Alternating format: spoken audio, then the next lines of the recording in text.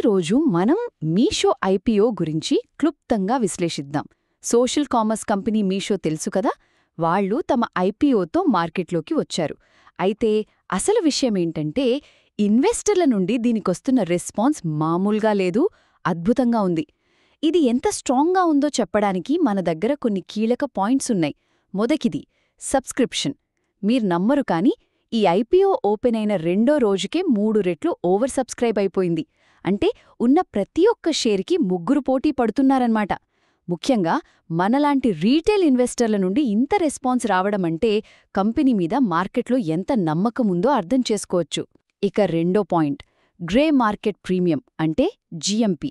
సింపుల్గా చెప్పాలంటే స్టాక్ మార్కెట్లో లిస్ట్ అవ్వకముందే బయట ఈ షేర్కు ఎంత డిమాండ్ ఉందో చెప్పే ఒక అంచనా అన్నమాట. ఇక్కడే అసలు విషయముంది. ప్రస్తుతం మీషో జీఎంపీ రూ. 45 పలుకుతోంది.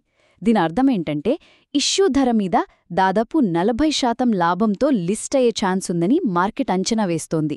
ఇది చాలా స్ట్రాంగ్ సిగ్నల్. ఇక చివరిగా మీరు కూడా ఈ ఐపీఓలో అప్లై చేయాలనుకుంటే కొన్ని డీటెయిల్స్ గుర్తుపెట్టుకోండి.